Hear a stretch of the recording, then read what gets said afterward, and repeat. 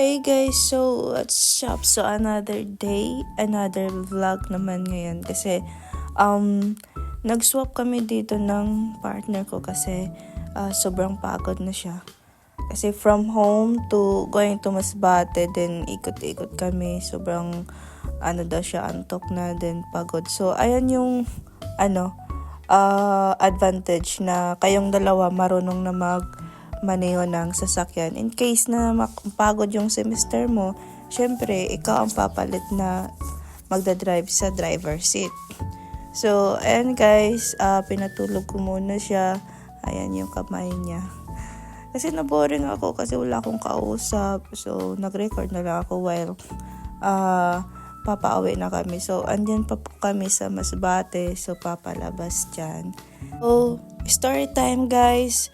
Pag nagmamaniho kayo dito sa Masbate City, abahan talaga kayo ng mahabang pasensya kasi napakadaming tricycle dito guys. So sila yung nagko-cause ng traffic. So kailangan mo na mahaba yung pasensya.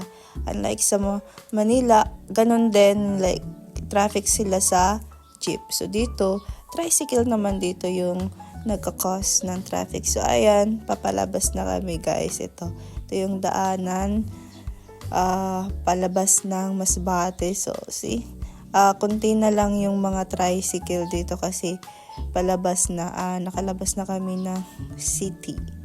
So minsan guys, may mga driver talagang mga ganyan o mga tricycle na pag mabagal yung takbo nila, dapat nasa gilid ka lang talaga. Kung ikaw driver, dapat sa gilid ka lang ng lane kasi see, nag-overtake na ako kasi napakabagal talaga guys kasi dapat sa yellow lane bawal ako doon mag-overtake.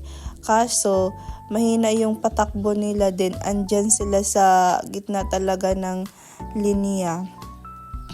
Yung patakbo nila like mga 40. So pag ganyan yung mabagal lang yung pagtakbo ng minamaniho mo, dapat dyan ka lang mismo sa gilid. Pagilid ka lang kasi madami naman na mga sasakyan na sumusunod sa'yo na gustong mabilis yung pagtakbo. So ayan guys, sa mga driver dyan, kahit mag-drive ka ng truck, sasakyan na SUV, ba't ibang sasakyan, mga motorbike, mga single.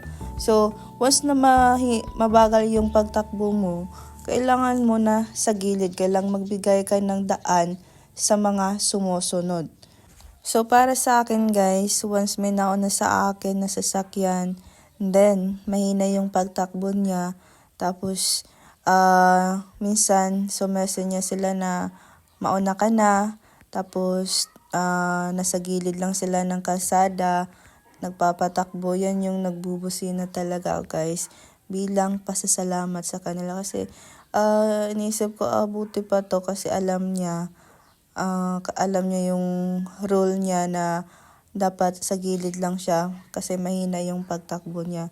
Kasi minsan guys, madami talaga, mostly yung mga rider na mag-overtake ka pa nga kasi kinakikita naman nila sa sa side mirror nila na mag-overtake ka na, mismong mag-overtake na, tapos ayaw nila magpapa-overtake, sabayan ka rin nila ng ng pagtakbo, tapos aksidente yan so ma-aksidente tayo guys once ganyan yung makasabay natin na gusto natin mag-overtake pero sabayan tayo ng patakbo. So ayan lang guys yung video natin. So tatapusin ko muna to. Sa susunod na lang po. Bye!